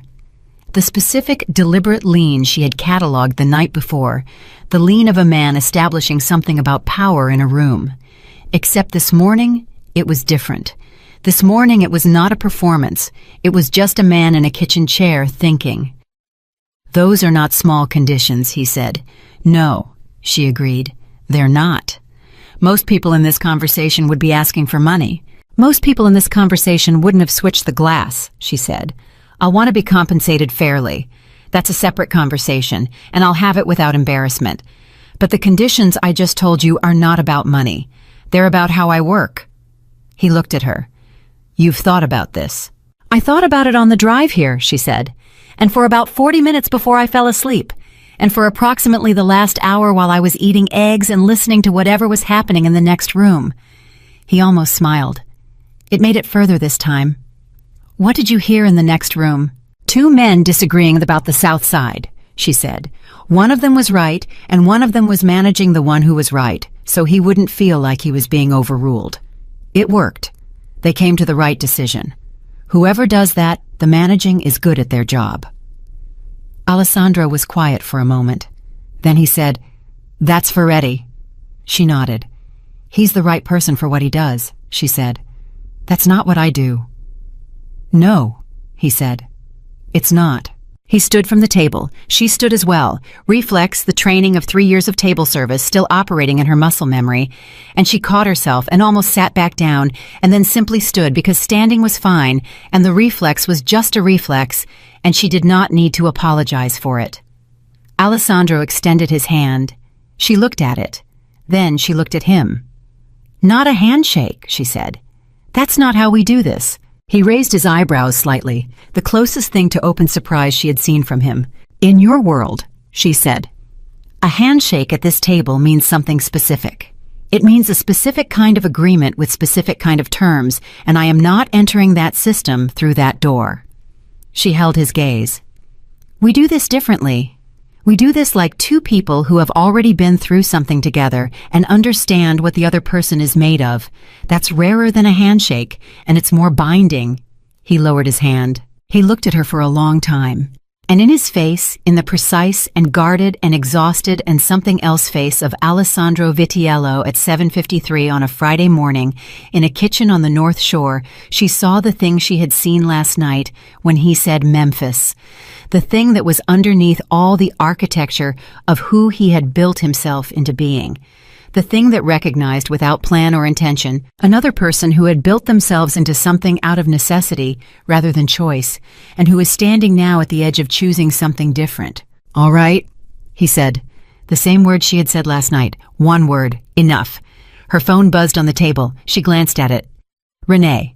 Calling again 7:54 Friday morning because Renee's antenna did not respect business hours. She looked at Alessandro. He looked at the phone. He made a small, clean gesture with his hand, the same gesture she had seen him use at the table last night, the two-finger movement that confirmed and released simultaneously. She picked up the phone. "Renee," she said, "Hazel Marie Jenkins." Renee's voice came through with the particular combination of relief and preemptive indignation that only sisters could produce. "It is 7:54 in the morning, and you texted me, 'I'm okay, don't worry at 11 at night,' and you think that's sufficient." "I'm okay," Hazel said. "I'm not at home. I'll explain when I can." "You'll explain right now or I'm calling Mama." "Renee." "Don't Renee me. Where are you?" Hazel looked across the kitchen. Alessandro had turned toward the window, giving her the specific privacy of a man who understood that some conversations required the illusion of space even when space wasn't fully possible. "I'm somewhere safe," she said. "Something happened at work last night. Something significant. I'm not in any danger. I will call you Sunday as usual, and I will tell you what I can tell you." She paused. "You know I always call Sunday." A long pause from Renee, then quieter, the indignation receding into the thing underneath it. "You sure you're okay?" "I'm sure." "Okay," Renee said. "Okay, but Hazel." "Yeah." "Whatever happened, whatever you did." Another pause. "I know you did the right thing. You always do the right thing. You just never let anyone see you do it." Hazel stood in the kitchen on the North Shore at 7:55 in the morning in a borrowed shirt in the middle of the most consequential 48 hours of her life. And she felt something move through her chest that was too large and too warm and too complicated for her to address in the present moment. "Sunday," she said. "Sunday," Renee said, and hung up. Hazel put the phone in her pocket. Alessandro turned back from the window. He read her face the way she had been reading rooms for 3 years, and whatever he saw there, he filed it with the same clean economy she would have used. "She sounds like someone worth protecting," he said. "She's the best person I know," Hazel said simply. He nodded. Then Moretti appeared in the doorway again, and this time his face had a different quality, the quality of news that could not wait even for a kitchen conversation to conclude. "Mancini's on the line," Moretti said. "And he's not alone. He's with two of Russo's captains. Says he wants a meeting. Today." He paused. "All three of them walked away from Russo's network this morning. They want to talk terms." Alessandro straightened. The kitchen version of him, the slightly unguarded version, receded by precisely one layer, and the other version came forward, the version that had walked into Castello Nero at 6:17 and sat at the head of a table and said, "Sit down," and made 7 dangerous men comply in under 4 seconds. He looked at Hazel. She looked back at him. "I'll need someone in that room who isn't on anyone's known list," he said. "Someone who can read the table and tell me afterward what they weren't saying." She absorbed this. "Where's the meeting?" "Neutral Ground, a restaurant on Michigan Avenue, private dining room, noon." She thought about the restaurant on Michigan Avenue. She thought about a private dining room at noon with men who had been Russo's until this morning and who were now performing a defection and whose sincerity needed measuring. She thought about what she did and what she was being asked to do and whether those two things were at their core actually different from what she had always done. They weren't. "I'll need different clothes," she said. And just like that, without ceremony, without drama, without any of the language that the movies would have required for a moment like this, Hazel Jenkins stepped fully into the world that had been waiting for her. The clothes arrived at 9:40 in the morning. Not a uniform, not anything that announced a function or a role or a category. A dark blazer, well-cut, the kind that fit across the shoulders the way expensive things fit when someone has actually paid attention to the person they're dressing. Dark trousers, a cream shirt, shoes with enough heel to change how a room registered a person walking into it, but not so much that movement became performance. Hazel held the blazer up and looked at it. Moretti was in the doorway. "The boss said to tell you the size came from observation, not assumption. If it's wrong?" "It's right," she said. She dressed in the room on the second floor, and she stood in front of the mirror, and she looked at herself for longer than 3 seconds this time. Longer than she had looked at herself in a very long time, because looking at yourself required a certain kind of willingness to see what was there, and for a long time what was there had been a woman in a uniform that fit wrong, and looking at that had not been a productive use of time or emotional resources. What she saw now was different, not because the clothes were better, though they were, because the person inside them had changed in some fundamental structural way in the last 14 hours, and the change was visible, and she stood there and let herself see it. She went downstairs at 10:15. Alessandro was in the main room with Moretti and 2 other men she hadn't seen before, the 4 of them arranged around a table covered in documents and phones. He looked up when she walked in. The 2 men she didn't know looked up. The room registered her the way rooms had always registered her, but differently. Not the non-registration of invisibility. The full conscious assessing registration of people encountering someone they needed to evaluate. She let them evaluate. She stood in the doorway, and she did not fill the silence with movement or apology, and she did not look at the floor. Alessandro looked at her for exactly 2 seconds. Then he said to the room in general, "Give us 5 minutes." And the 2 men she didn't know were out of the room before the sentence was fully finished, and Moretti followed with the practiced discretion she had come to recognize as his signature. Alessandro crossed to where she was standing. He stopped 3 feet away. The same professional distance she had maintained in the dining room, except now on this side of everything, it felt chosen rather than imposed, and the difference was considerable. "How are you thinking about this afternoon?" he said. "Tell me who Mancini is," she said. "Not his history, not his file. Tell me who he is." He considered this for a moment, understanding the distinction. 61 years old, ran Russo's financial operations for 14 years. Intelligent, cautious, the kind of man who stays in the back of every photograph because staying in the back of photographs is how he's survived this long. He doesn't make moves without knowing the floor under the move is solid. He paused. He walked away from Russo's network this morning with 2 captains. That means he knew last night that Russo was finished, before the body was cold. He had his own intelligence, she said. Yes, which means he's been watching both sides of this for longer than this morning. He saw the coup coming. He positioned himself to survive whichever outcome happened. She was thinking aloud now, not performing, just processing in the way she processed out loud when the thinking benefited from sound. He's not defecting to you because Russo lost. He's defecting because he already decided you were the better long-term position, and he's been waiting for the right moment to make the move look organic rather than strategic. Alessandra was very still. So the question in that room this afternoon, she said, isn't whether he's sincere. He's sincere the way someone who has already made a calculation is sincere, which is completely because the calculation is done, and sincerity is now the most efficient path.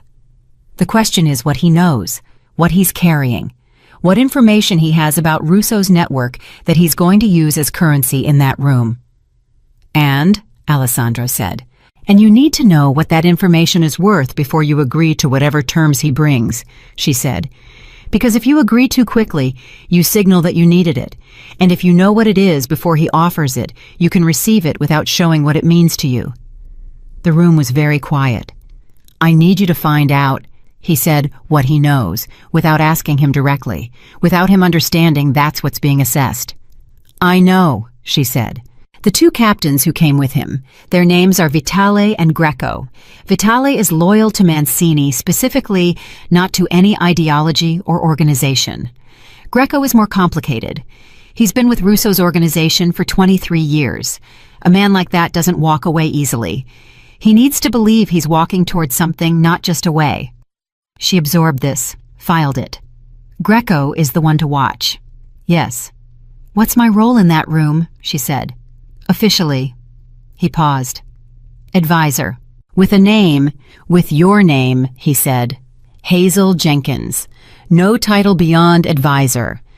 In my world, advisor without a defined function reads as more significant than any specific title, because it means you have direct access without portfolio. And direct access without portfolio means the boss trusts your judgment above the system. She looked at him. That's true, isn't it? Not just optics. Yes, he said. It's true. She nodded. Then, and if something happens in that room that requires a decision you haven't anticipated, something that changes the shape of the negotiation, then you do what you did last night, he said. You trust what you see. The drive to Michigan Avenue took 22 minutes. She sat in the back of the Escalade beside Alessandro Ferretti in the front. The city moving past in the particular quality of Friday midday, Chicago dense, purposeful, indifferent.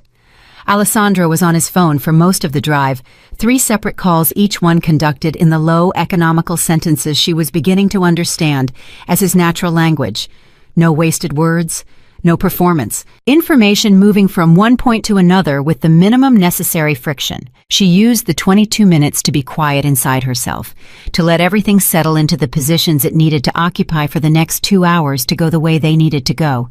This was something she had always known how to do, the interior, settling the clearing of everything irrelevant, but she had never had a context before that required it in this particular way, at this particular level of consequence.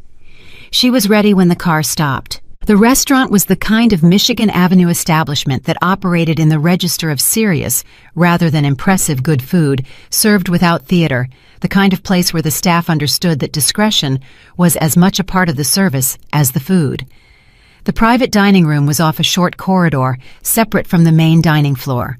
2 of Alessandro's men were already positioned in the corridor when they arrived, visible deliberate, the positioning of people who were making a point about preparation. Mancini was already in the room. He was 61, and he looked exactly like Alessandro had described him, the kind of man designed by 30 years of survival to occupy the middle of everything. Not the front, not the back. Medium height, medium build, the face of a man who had trained himself out of expressiveness so thoroughly that expressiveness had to work hard to find its way back in. He was standing when they entered, which was either respect or tactics, and probably both. Vitale and Greco were flanking him. Vitale was 50s compact, watching Alessandro with the focused assessment of a man who has transferred his loyalty and is now taking inventory of what he's transferred it to. Greco was older, late 50s, heavier, and his face had something in it that Vitale's did not, a layer of something underneath the controlled exterior that Hazel clocked immediately and filed under watch carefully. Mancini extended his hand to Alessandro. Mr. Vitiello, thank you for the meeting. Sit down, Carmine, Alessandro said, and the use of the first name casual confident was itself a statement about who held the room. They sat. Alessandro at one end of the table, Mancini at the other, their respective people arranged accordingly. Hazel sat to Alessandro's right, one chair back from the table, close enough to hear everything positioned in the specific way of someone who is present without being principal, which was both accurate and she understood precisely calibrated. Mancini noticed her. His eyes moved to her with the careful, practiced assessment of a man who cataloged everyone in every room automatically. He looked at her long enough to register that he didn't recognize her, and then he moved on, and she watched him move on and noted the specific quality of the dismissal, automatic, unreflective. The dismissal of a man who had spent 61 years in a world where women at these tables were either wives or decorative, and whose categorization machinery had processed her and filed her accordingly without engaging. She let him file her. It was the most useful thing he could have done. The conversation began. Mancini was good. She gave him that without reservation. He was very, very good. He opened with the structure of his offer before Alessandro had to ask for it, which was itself a move establishing himself as someone who leads rather than responds. He laid out what he was bringing, specifics of Russo's network, financial structures, the names and positions of the remaining loyalists who had not walked with him this morning, and who were, he implied, available to be managed if Alessandro chose to manage them. He spoke for 11 minutes. Alessandro listened with the complete architectural attention she had observed all through last night, and he asked 3 questions, each one precise, each one opening a door that Mancini stepped through without realizing the door had been placed there specifically to be stepped through.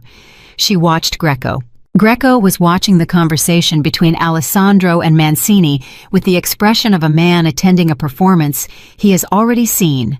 Not bored, not uninvested, but carrying the specific quality of someone who knows how this ends and is waiting for the people around him to catch up. His hands were on the table. His right thumb moved in a small, repetitive circle against the tablecloth, which she had seen before, had seen on other men at other tables, and which meant something specific. Not anxiety, not impatience, but the physical expression of a person running a private calculation in parallel with the public conversation. He wasn't fully committed to this room. She understood it with the complete settled certainty of 3 years of reading men in exactly this kind of context, and the certainty landed in her chest with the weight of something that needed action. She reached forward and poured herself a glass of water from the carafe on the table. A small movement, an unremarkable movement, the kind of movement that a person in the background makes that nobody at a table like this consciously registers. Greco's eyes moved to her, not with the casual filing assessment that Mancini had used, with something sharper, more alert. The reflex of a man whose instinct for threat had been calibrated over decades, and was currently, for reasons he couldn't articulate, flagging something about the woman in the dark blazer who had just poured herself water. She met his eyes. Not aggressively, not with challenge, with the clean, level, steady gaze of someone who is not hiding anything because they have already decided that hiding is not the right tool for this moment.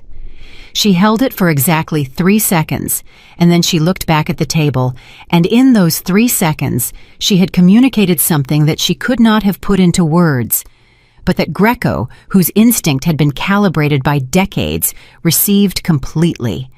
She knew. She didn't know what specifically, but she knew something. And she was telling him she knew, and she was telling him without aggression, without threat, with the specific, careful communication of someone who is offering him the chance to make a different decision than the one his thumb had been calculating against the tablecloth. Greco's thumb stopped moving. At the other end of the table, Mancini had arrived at the terms portion of his proposal. He was laying them out with the precision of a man who had prepared them carefully, and they were reasonable terms, well-constructed terms, the terms of someone who understood the value of what he was offering and had priced it accurately. Alessandro listened. Then he said, "These are your terms as you've outlined them." "Yes," Mancini said. "And the 3 of you are in agreement on these terms, all 3. He looked at Vitale, then at Greco. "All 3, he said again. Vitale said yes. Greco was quiet for exactly 1 second longer than he should have been. 1 second in a room like this, at a table like this, in a conversation with stakes like these, is the length of a confession. Mancini heard it. His head turned toward Greco by a fraction. Greco said, yes. But the 1 second had already happened, and Alessandro had heard it, and Hazel, watching all three of them, understood what she was seeing: a man who had come to this table with divided intentions, who had been running 2 calculations simultaneously, and who had just in 1 second of silence reached a decision point that he had not expected to reach this quickly. Alessandro looked at Hazel. Not publicly, not in a way that announced itself to the room. A brief direct between them look that asked a question. She gave him the smallest possible nod. Just once, the nod of someone who has confirmed a read. He looked back at the table. Greco, he said, tell me what you're not telling Mancini. The room stopped. Mancini's face did the thing that Battaglia's face had done the night before, the fracturing the internal machinery, failing to respond to conscious instruction. But Mancini recovered faster than Battaglia because Mancini was better than Battaglia, and what replaced the fracture was rapid, intelligent recalculation rather than collapse. Greco looked at Alessandro for a long moment. Then he looked at Hazel. And his expression when he looked at her was not anger and not suspicion and not the resentment of a man who has been caught. It was something closer to recognition. The expression of someone who has encountered a kind of perception he did not expect to find in this room, at this table, in this particular package, and who has decided that the finding is itself information worth responding to. Russo had a secondary arrangement, Greco said. His voice was level, final, the voice of a man who has just stepped through a door and pulled it closed behind him. Outside the organization, federal level. The silence that followed was total. Mancini sat completely still. Whether he had known this or not was impossible to read from his face, and the impossibility was itself information. An informant arrangement, Alessandro said. Not him directly. A layer removed. Someone inside his financial operation who was feeding information in exchange for protection, has been for 8 months. Greco's jaw was set. I found out 4 weeks ago. I didn't tell Mancini because I didn't know whose side Mancini was on. I came to this meeting to find out. He looked at Alessandro. Now I know, he said. The room held this. All of them held it, processing at their individual speeds, understanding at their individual depths. Mancini, to his credit, said nothing, which was the right thing to say. The intelligent thing, the thing that told Hazel he had not known about the federal arrangement and was now incorporating it into his calculus with the speed of a man who had survived 61 years by being faster than his circumstances. Alessandro was still. Then he said to Greco directly, "The person inside the financial operation, do you have a name?" "I have more than a name," Greco said. "I have 8 months of records." Alessandro looked at Hazel one more time. Her face told him everything he needed to know, which was, this is real. This is the room telling you the truth. Greco made his decision, and it's genuine, and Mancini is calculating, but he's calculating toward you, not away. Alessandro looked back at the table. "We're going to need more time than I allocated for this meeting," he said. He reached for his phone. "Moretti."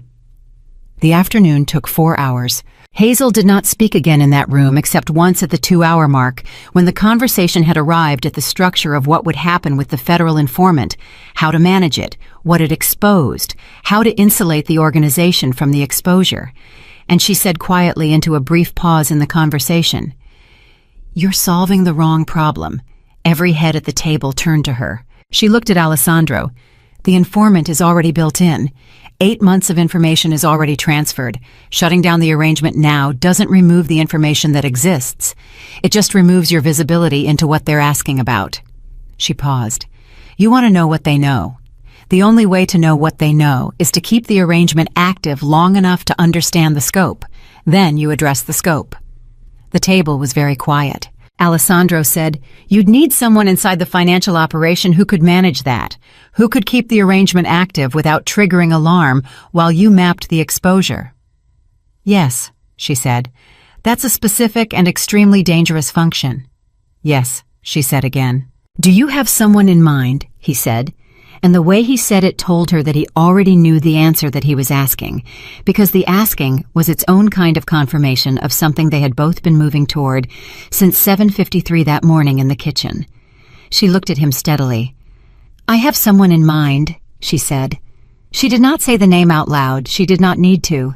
By the time the 4 hours were done, the structure of what came next had been built, not completely, not with all its details resolved, but with the architecture established. The load-bearing elements identified the relationships between the people in that room, defined in ways that would hold.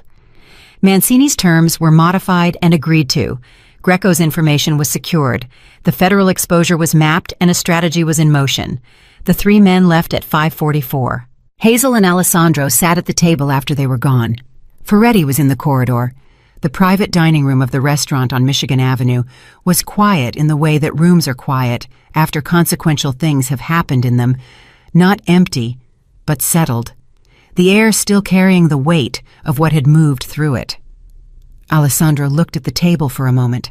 Then he said, "You told Greco you knew something, without words, across the table, from a pour of water." "Yes," she said. "How long have you been able to do that?" She thought about it. "I've been doing it my whole life," she said. "I just never had a room that needed it done." He was quiet. Then he said, "The federal situation. What you proposed in there. It puts you at the center of something that has no protection if it goes wrong." "I know," she said. "You said yes anyway." "I said I had someone in mind," she said. "I didn't say yes yet. That's a different conversation." He looked at her. "When do you want to have it?" She considered.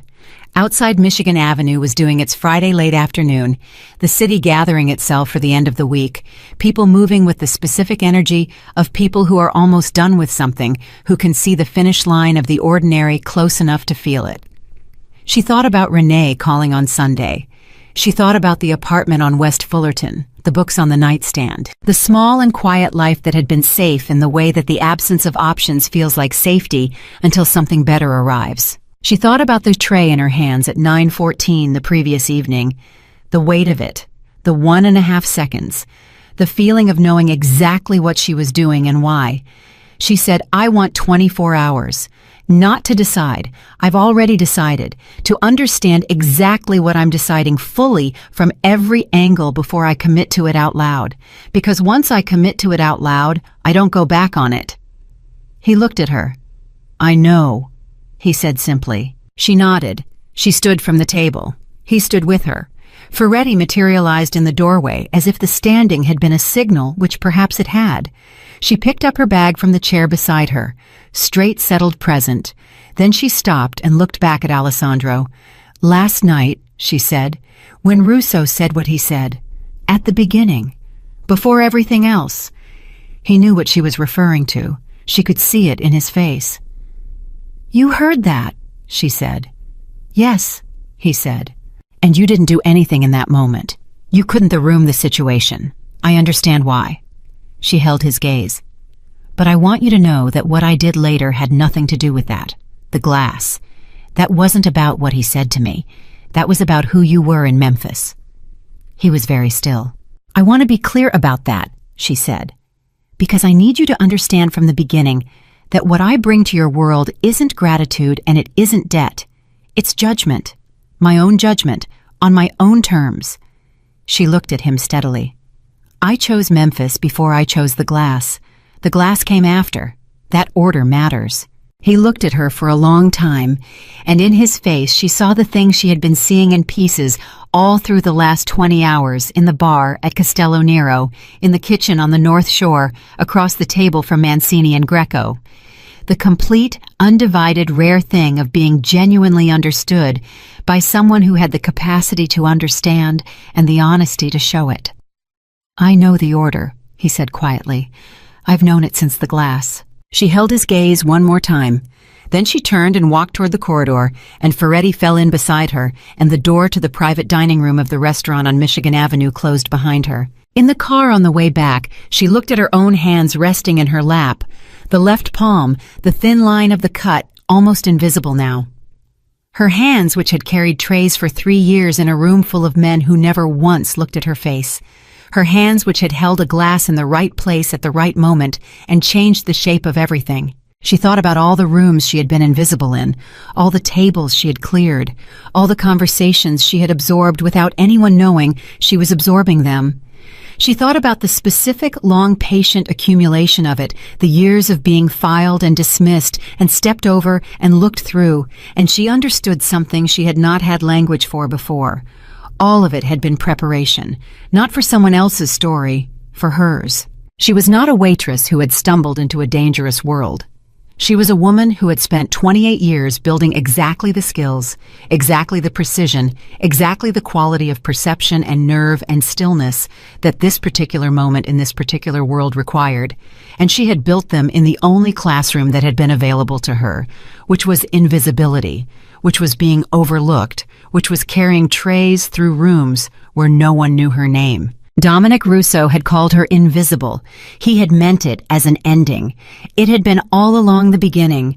The car moved through Chicago in the last light of a Friday afternoon, and Hazel Jenkins sat in the back seat and looked at her hands, and she was not invisible, and she was not afraid, and she was not done.